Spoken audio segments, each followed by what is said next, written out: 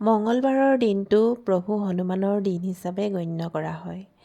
মঙলবাৰৰ দিনা প্ৰভু হনুমানক যদি বিশেষভাৱে পূজা বা আৰাধনা কৰা হয়, তেন্তে শনিদেৱ সন্তুষ্ট হোৱাৰ লগতে ৰাহু কেতু গ্ৰহো শান্ত হৈ থাকে। জীৱনৰ সকলো সমস্যা সমাধান হোৱাৰ পথ মুকলি হয়। এইটো প্ৰয়োজনীয় নহয় যে আপুনি কি সামগ্ৰীৰে অৰ্থাৎ ধৰক বিভিন্ন ফুল, বেলপাত, বিভিন্ন প্ৰসাদ আদিৰে তেওঁক পূজা কৰিছে। প্ৰয়োজনীয় এইটো যে আপুনি কিমান শ্ৰদ্ধা আৰু ভক্তিৰে তেওঁৰ চৰণলৈ আহিছে। আপুনি যদি পবিত্ৰ মনেৰে তেওঁৰ নামত এগছি বন্তি জ্বলায় নাইবা শ্ৰদ্ধাৰে এবাৰ হনুমান চালিচা পাঠ কৰে, তেন্তে তেওঁৰ বাবে সেয়াই যথেষ্ট হয়। কিন্তু এই সকলোখিনিৰ মাজতো আপোনাৰ যদি কিবা বিশেষ মনোকামনা থাকে নাইবা বিশেষ সমস্যা থাকে, তেন্তে আপুনি এটা সৰু উপায় অৱলম্বন কৰিব পাৰে, যাৰ দ্বাৰা আপোনাৰ মনৰ ইচ্ছা পূৰণ হোৱাত সহায় হয় আৰু লগতে আপোনাৰ সমস্যাসমূহ সমাধান হোৱাতো সহায় হয়। আহকচোন জানো এই সৰু উপায়টোনো কি?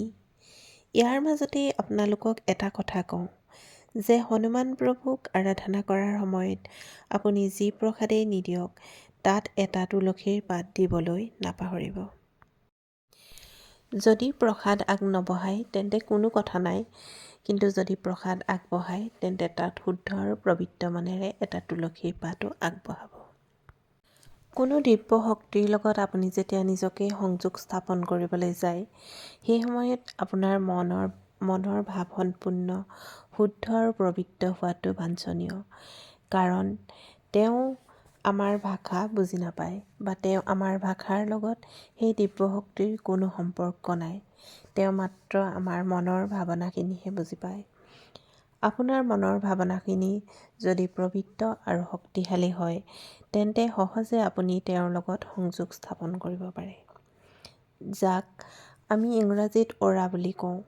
আপোনাৰ অ'ৰা যিমানেই ক্লীন হ'ব, সিমানেই আপুনি সহজে ডিভাইন এনাৰ্জিৰ লগত কানেক্ট হ'ব পাৰিব। এতিয়া আহক সেই সৰু উপায়টো লৈ যাওঁ। যদি বহু দিন ধৰি আপুনি এটা সমস্যাৰ লগত যুঁজি আছে, যিটো আপুনি সমাধান কৰিব পৰা নাই, আপোনাৰ এনেকুৱা লাগিছে যেন কোনো দিব্য শক্তিৰ সহায় অবিহনে আপোনাৰ এই সমস্যা সমাধান নহয়, তেনে ক্ষেত্ৰত আপুনি 21টা মঙলবাৰে এখন মিঠা পাণ প্ৰভু হনুমানৰ চৰণত অৰ্পণ কৰিব আৰু আপোনাৰ নিজৰ সকলো সমস্যা তেওঁৰ কান্ধত তুলি দিব। এই পাণ তেওঁৰ চৰণত অৰ্পণ কৰি আপুনি তেওঁক কৰজোৰে প্ৰাৰ্থনা কৰিব, ক'ব, হে প্ৰভু, মই যিমান পাৰোঁ চেষ্টা কৰিলোঁ, কিন্তু মোৰ দ্বাৰা এই সমস্যাৰ সমাধান নহ'ল। গতিকে এইবাৰ আজিৰ পৰা মই আপোনাৰ কান্ধত অৰ্পণ কৰিলোঁ আৰু নিজকে এই সমস্যাৰ পৰা মুক্ত হ'লোঁ বুলি ধৰি ল'লোঁ। এই পাণ আপুনি নিজে ঘৰতো বনাই দিব পাৰে, নতুবা পাণ বনোৱা মানুহৰ দ্বাৰা বনায়ো দিব পাৰে। কিন্তু এটা কথা মনত ৰাখিব, এই পাণত যাতে চূণ আৰু চাদাৰ ব্যৱহাৰ কৰা নহয়। এই কাম আপুনি নিয়মীয়াকৈ 21টা মঙলবাৰ একেৰাহে কৰিব। আৰু যদি আপুনি মাজতে কোনোবা এটা মঙলবাৰত আপোনাৰ কিবা অসুবিধা হয় বা আপুনি যাব নোৱাৰে, তেন্তে ঘৰৰ আন কোনো সদস্যৰ হতুৱাই হ'লেও এই কাম কৰাব। এতিয়া আহোঁ অন্য এটা উপায়লৈ।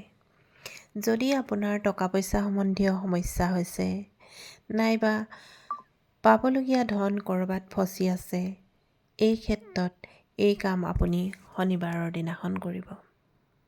কিন্তু এই কামত মিঠা বস্তু প্ৰয়োগ নকৰিব। এই কামত আপুনি এখন পাণত 11টা লং, 11টা ইলাচি আৰু 11 ডোখৰ চুপাৰি ৰাখিব।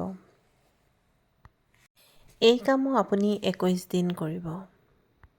শনিবাৰৰ দিনা লং সহিত পাণ অৰ্পণে আপোনাৰ জীৱনত থকা শনি দেৱতাৰ দুখসমূহ আঁতৰ কৰাত সহায় কৰিব, লগতে আপোনাৰ জীৱনলৈ সৌভাগ্য আৰু ধন প্ৰাপ্তি হোৱাৰ পথ মুকলি কৰিব। ধন্যবাদ।